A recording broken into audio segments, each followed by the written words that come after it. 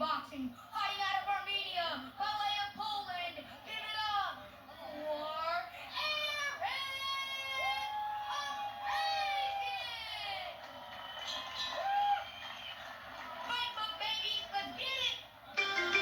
same kind of style, the same kind of rhythm as his American fighters do. He's going to see a lot of foreign stuff right here in this opening bell. We'll see how he handles it. Well, let's see if Adam shows any ring rust after almost over a year of inactivity. Obviously, he comes in with physically, he looks fine. Yeah. And Spirit's got that kind of stoic look on his face. He wants to just break down Adams.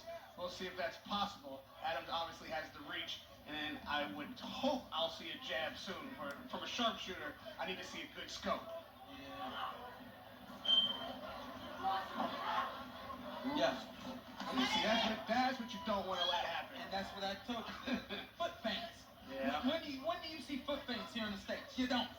You know, a foot feint and then a double jab right hand and landed all three of them. Now we're seeing the jab from Adams, but it's a flicking jab. I don't think there's much on it. There's no intention on it yet. Well, Preston trying to do the same, lunging in there and getting a couple of return. Parisian is heavy-handed. You can tell by the way that thump is on that jab hand. Yeah, stylistically, I already like this fight. This is a good matchup. Yeah, absolutely. This straight stab to the body from Parisian as well. A tap jab there by Parisian. As we said, making his U.S. debut, so he's trying to please the crowd. I feel like Adams is looking for a feel-out round while Parisian is looking to start a fight. No, there's no fill-out round for Parisian. Oh yeah, now going for the body of Parisian.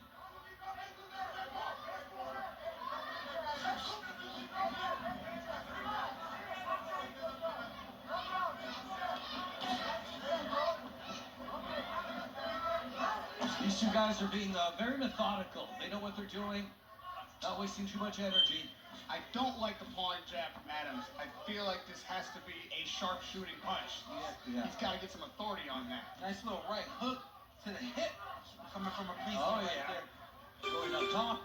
Some assertion right there from Terrell Adams with the double jab in the right hand. Got a little messy there. Yeah. All right, trying to put him in the corner, slips out really nice. Yeah, nothing is disrupting a Parisian right now. At this moment, it's his fight. He's fighting it the way he wants to. Said perfectly. That's what I was going to say. I was going to say Parisian is decisive. He knows exactly what he wants to do. On the other hand, that Terrell doesn't know how to land a jab, only knows how to flick it. He doesn't know how to bring that right hand after the jab either. Sweeping punches that don't exactly do much. I like the idea, but it's got to make the mark to make an impression. And also nice movement there by Parisian, avoiding those punches. As we reach the end of round one. You're right. I mean, this is an opportunity provided to him by his brother. He's got a great fight on the horizon himself, so I think this is the tone that Terrell Adams wants to set for his brother's fight coming up in a couple weeks. Yeah, and as a reminder, both fighters only have one loss each. Parisian 9-1, Terrell Adams 10-1. Something's got to give. Well, right now I think it's a Parisian giving everything, and Adams trying to make an adjustment. Anything to do with that ring rust, guys? You don't want 3 years of ring rust against a foreign guy on a comeback fight, you know? So he's got to deal with it now. I just think that even though, like I said before, even though a Parisian isn't doing anything complicated, it's just a little bit different. It's effective. It's effective. Yeah. He's doing what he wants to do. Right. It's the simple, most complicated thing to figure out. There you go. Yeah, and I know as a fighter, when somebody walks through your jab and you can't figure out how to make that backhand land, yeah, it starts to mess with you psychologically.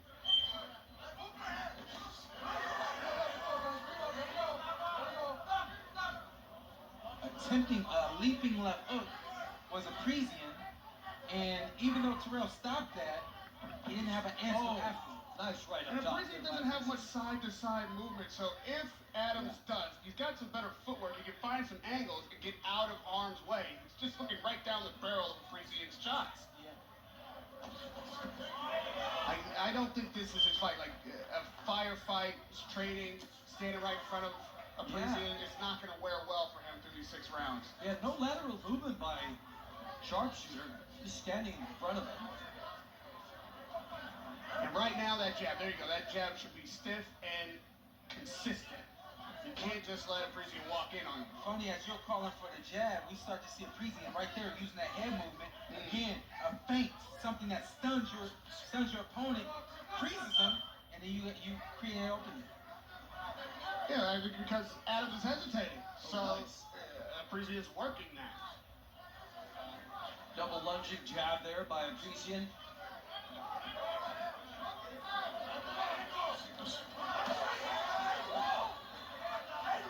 Undeterred, doing exactly what he wants now. Yeah, penetrating the guard. I'm hearing shouts from Adams' corner now, get out of there. That's not what you want to have to use your footwork to do. You want to create opportunities off the footwork, not escape the opportunities of your opponent.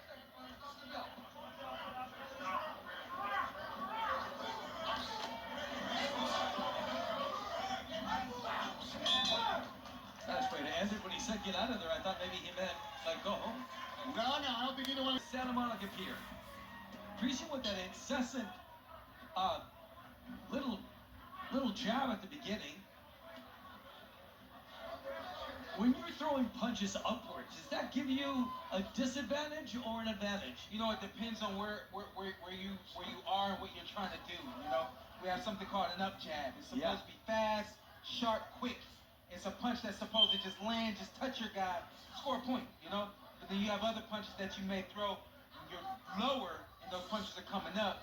Brings a different kind of force. And that's what we're seeing from a Parisian. Correct me if I'm wrong, Sean, but if you're in that position, you start punching to the chest, punching to the body, bring your opponent down. Yeah. Make the taller guy smaller. That's what I want to see from both these guys. You know, we've seen some right hooks coming from a Parisian, but we haven't seen either of these guys decisively go to the body with intent, with true intent. The one that I expect to see that from first is a Parisian. I think he has the ability to do that. And he's in there. He's inside, in range to do that, and he's not area. Now that is a nice jab. It was a bit of a defensive jab, but I think it even surprised Adam that it landed so fleshly. Go back to that. All right, a couple punches there to the body, but still not emphasizing that at all. Yeah, I mean, on the other side of that, what can Terrell do? Terrell can jab, he can step around, that's what he should be doing, but also use some feints. That's how you stop your opponent from stalking you. You feint him, make him think you're going to throw something, and then you work off of that. For those who don't know, Sean is describing outboxing your opponent. And if you don't do that, you get caught with a big right hook from a left-handed fighter. That was a big right hand that just came up short for a Parisian. That's a dangerous punch for this young man. And it's not the kind of punch you should be getting hit with. When you're longer, when you're taller, when you should have some better foot movement than that, you can't be getting hit with lead right hooks. Yeah, but listen, that's the perfect punch for the shorter guy. That's right. You know, that overhand right, it's a punch that you don't see. It's looping. You're shorter, so you're lower. You know, it's a punch that you can't really predict. Good straight 1-2 right there coming from Terrell. Met a Parisian with the 1-2. Try to catch him coming in. Are we watching Adams figure it out? Looks like it. So you can see a little bit more of that, but I think that might be right now a sea change. If Adams can figure out exactly how to counter what a Parisian is doing and find his angles with footwork, we could watch the momentum change right now. I'll tell you what I think. Just like that last fight, you knew that the overhand was coming. You knew that thing was going to land. Right. It's coming for a Parisian eventually. Sharpshooter was smiling, and when he smiles, he gets pegged. On cue. Yeah. Sean Porter calls the shots. Final few seconds of this round. Another solid finish by Monica, California. One of two things. Either he's holding it in the tuck, or he ain't got it in there. I mean, as a fighter, Sean, I ask you, though, I think an uppercut is a confident punch to throw. You got to be confident to throw that punch. And that's what Adams is missing right now. Yeah. gotta have the confidence to throw that punch. You hit it. Appreciate still focused, still doing exactly what he wants to do. And even though he's only 19 years old, only has 10 professional fights, don't forget he fought over 100 times as an amateur. That builds up everything. That builds up your style, your confidence, whatever you want. He was a four-time Polish youth champion. So this kid has got some history behind him, and he's also got a good left hook. Yeah, good hook right there. Oh, nice right. So when you get hit like that, it's like a little stun. You kind of like froze, right? If you stay froze, you stay right there, you get caught with a 1-2 like Terrell just did. You can't take a picture of your work. Yeah.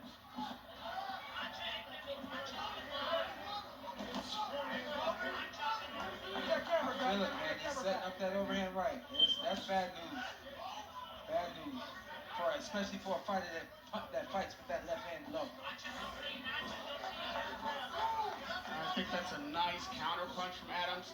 Again, I think he needs to follow that up on the stick, put that jab out there, and dictate some of the positioning in this fight. So let me tell you what the adjustment is, and I'm gonna also tell you that Terrell won't be able to make this adjustment.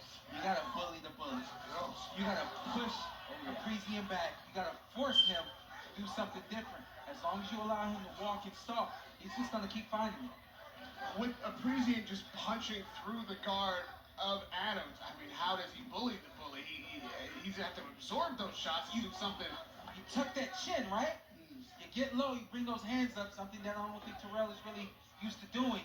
And you start with going to the body and you use your forearms and you push. Little low with that punch, but he's going for the body now. That's what we call grinding it out, you know? Yeah. And Parisian's getting a little disrespectful now. He is punching behind the guard of Adams. Ooh. He is not putting his own hands up. He is right now feeling himself, as we say. And I think Adams needs to get some respect in here before this gets ugly. What you're saying is Parisian's getting loose. That's it. When you're a strong guy and you get loose, that's a nightmare. Parisian didn't come in here with a nickname, y'all, so we gotta give him one. Find him a good one. He said, I don't need a nickname. Well, you guys called him a bull or a bully. Fought in Spain and he's wearing red. Maybe the bull. Bully. The bully. Yeah, the bully. How about Eric the Terrible? I think it's too simple for that, right? Is it? Yeah, I think it's too loose. Ooh, nice right by Appreciate as we near the end of yet another round. And still appears to be a shutout for never been knocked down, never had a point deduction, so he's also clean. And to that point, he hasn't been in trouble in this fight. Yeah. He's just been getting beat. Yes. Yeah, he's been technically being beat by Parisian.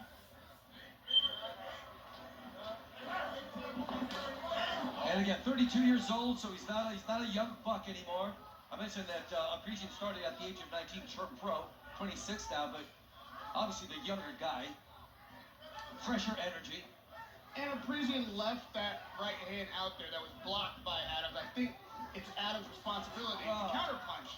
When you block a shot or you make him miss, you make him pay. Yeah. You're not going to find your knockdown without throwing punches. He's looking for that overhead right you were talking about, Showtime. Yeah, he's looking for it. He's setting it up, those stabs to the body, you know, and just being like consistent with this kind of pressure and this little bounce that he's got now, just to throw off the rhythm of Terrell. However, I like Terrell just continue to use those hands, throw them, and continue to move. Sadly, it's not enough now.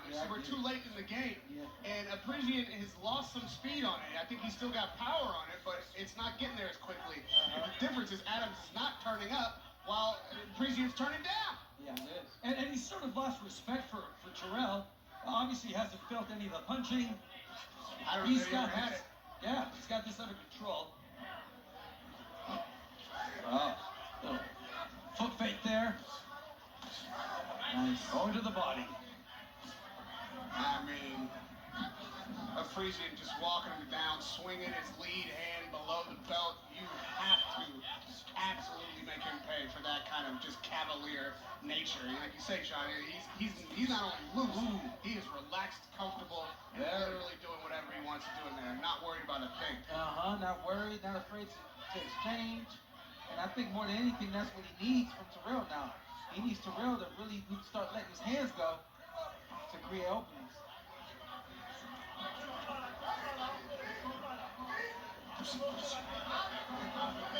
Yeah, we're not even seeing the punch output from Aprizzi in this round that we've been seeing in the previous fight. He is getting tired. And we're towards the end of the fight, so I mean, he's not the kind of tired that won't allow him to finish the fight strong. But if he doesn't get pressure from Adams, you won't see Aprizzi step it up. Why should he? He knows he's cruising to a victory. And Aprizzi almost has a smirk on his face at this point. But he can't He's believe his like good a fortune. slight smile. Like on paper, looking at this matchup, I'm sure he expected a bit of a tougher fight than what he's gotten. He's also over 3 years out of the ring, so he has to be very happy with his performance tonight.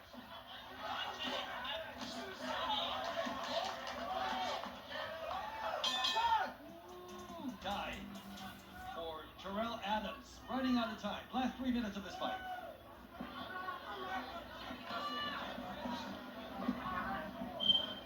The disservice that both of these guys did to themselves, also their corners. These guys, neither of them really found the body to slow the other one down, you know? Aprizzi being more aggressive and punching with a lot of power, so that's why he slowed down. But Terrell never did himself any justice by trying to pinpoint Aprizzi's body to take some of that steam off the punches. And if he had, Sean, right now, Aprizzi might be dead armed and ready for a knockout. I agree. Yeah. What you do with a strong fighter that likes to punch really hard, you stab him to the body, you move. You stab him to the body, you move. We call that making deposits. Because later on in the fight, even though this is only 6 rounds, you can cash in on those deposits. A guy is slow down enough in rounds 5 and 6, so you can really take advantage of it. Appreciation going low, maybe a little too low, but yeah, at this point, he figures maybe the body's gonna do it for me. And now you see the jab finding a home. You saw Adams successful with the 1-2, but that is because Aprizzi is slowed down. If he was able to make those deposits to the body, like you said earlier in this fight, this last round might be a hellacious one. But right now we're looking at what almost mimics the end of a sparring session. Neither one of these guys are ready to gear up. They are ready to go sit down and take the official particulars from the judges. Well, Aprizzi at least trying to be assertive and make something of it. Yeah, you're right, Sean. I mean, Aprizzi's doing enough to, to win the round, at least try to win the round, and keep Adams honest, but I don't think he's going for it. He's not really, Aprizzi's not taking any chances, because Adams not forcing him to. A few seconds ago, Adams flashing a big smile towards his corner. He's happy to still be in there. I think that's a kind of poo-eating grin. He knows that this is not the fight he wanted to fight today. Yeah. And he also knows he's running out of time.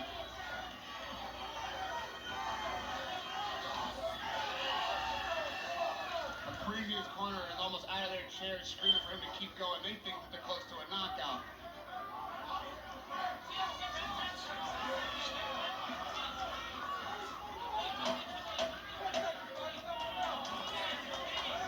Appreciate taking some big swings there, nothing too concrete, nothing. All right, 2 or 3 punches. Finally, they let loose. A little bit too late. Where was that? Nice way to end it, though. But yeah, where was all that during the previous? Maybe if this was. Judge Ishida scores about 60 to 54 for Eric Aprizzi. Uh-oh. Judge Miglior scores about 57 to 57. Uh-oh. And Judge Villarreal scores about 58 to 56 for your winner. Fighting out the red corner, Eric Aprizzi. All right, so we talked about it always gets you a little nervous when they wait a while for those cards. I don't know, that 57-57 either we saw a different fight. All of us here didn't think that thing was